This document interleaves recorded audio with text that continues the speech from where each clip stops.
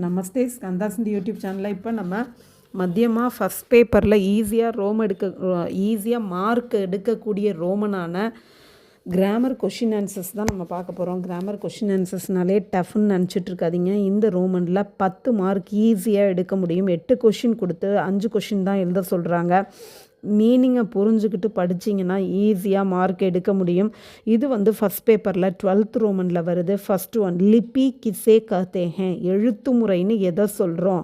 ध्वनियों को लिखने के लिए जिन चिन्हों का प्रयोग किया जाता है, ध्वनियोंனா சவுண்ட்ஸை लिखने के लिए எழுதுறதுக்காக, இப்போ எக்ஸாம்பிளுக்கு அப்படிங்கிற சவுண்டை எழுதுறதுக்காக ஜின் எந்த चिन्हों सिंबल्ஸை प्रयोग किया जाता है நம்ம யூஸ் பண்ணுறோமோ உசே லிபி कहते हैं, அதை தான் எழுத்து முறைன்னு சொல்கிறோம்.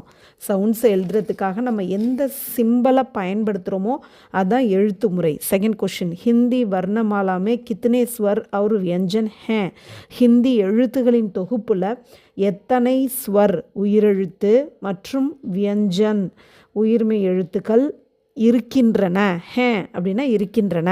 ஹிந்தி வர்ணமாலாமே ஹிந்தி எழுத்துக்களின் தொகுப்பில் 11 ஸ்வர் और 33 வியஞ்சன் ஹே மெய்யெழுத்துகள் இருக்கின்றன.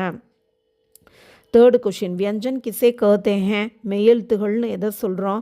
ஸ்வரோं की सहायता से உயிரெழுத்தின் உதவியினால் உச்சரித்த வர்ணோं को உச்சரிக்கப்படுற எழுத்துக்களை व्यंजन कहते हैं, व्यंजन உயிர்மை எழுத்து என்று சொல்கிறோம். ஃபோர்த்து கொஷின் संयुक्त व्यंजन किसे कहते हैं, கலப்பு உயிர்மை எழுத்து என்றால் என்ன? உதாரணம் दीजिए, எடுத்துக்காட்டு சொல்லுங்கள்.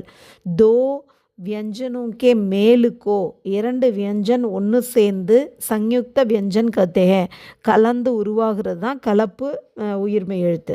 இக்கு கூட்டல் ஷ இக்ஷ, இத்து கூட்டல் ர இத்திர, இஜ்ஜு கூட்டல் ஞ இக்ய, இஷ் கூட்டல் ர ஷ்ர. ஃபிஃப்த் ஒன் அனுநாசிக் சின்ஹு கா உதாரணம் दीजिए, அதாவது மூக்கினால் உச்சரிக்கப்படுற அந்த சிம்பிள்ஸ்க்கு எக்ஸாம்பிள் ஆ ஊ ஏ மா ஹூ ஆயேங். இது ஹிந்தியில் மூக்குனாலே உச்சரிக்கப்படுற அந்த சிம்பிள்ஸ். ஆதி அனுநாசிக் சிஹ்ன் கே உதாரண ஹே, இதெல்லாம் அனுநாசிக் அந்த மூக்குனால் உச்சரிக்கப்படுற சிம்பிள்ஸ்க்கான எடுத்துக்காட்டுகள். சிக்ஸ்த் ஒன் ஹல் யா ஹலந்த் சிஹ்ன் व्यंजन में कहाँ लगाया जाता है, ஹல் யா ஹலந்த் ஒரு சிம்பிளுக்கும் ஒரு பேர் வச்சுருக்காங்க. இப்போ நமக்கு சிஹ்ன அப்படின்னா அடியில் அந்த ஹாக் அடியில் லைட்டாக ஒரு கோடு போடுறாங்கள்ல. இப்போ வித்வான் அப்படிங்கிற அந்த தாக் அடியில் லைட்டாக ஒரு கோடு போடுறாங்கள்ல, அந்த சிம்பிளுக்கு பேர் ஹல் யா ஹலந்த். இந்த சிம்பிள் வியஞ்சன் அந்த உயிர்மை எழுத்தில் எங்கே சேர்க்கப்படுதுன்னு கேட்குறாங்க. மேலையா கீழையான்னு கேட்குறாங்க. உதாரணம் दीजिए, எக்ஸாம்பிள் கொடுங்கள் அப்படின்னு சொல்கிறாங்க. இப்போ ஆன்சரை பார்க்கலாம். ஹல் யா ஹலந்த் சிஹ்ன, ஹல் அல்லது ஹலந்துங்கிற அந்த சிம்பிள் வியஞ்சன் கே அந்த உயிர்மை எழுத்தோட நீச்சே லகாயா ஜாத்தா ஹே கீழே சேர்க்கப்படுகிறது, கீழே போடப்படுது. எக்ஸாம்பிளுக்கு ஜ க இத் தாவுக்கு அடியில் போட்டிருக்காங்க. வி இத் வா இன் தாவுக்கு அடியில் போட்டிருக்காங்க வித்வான்.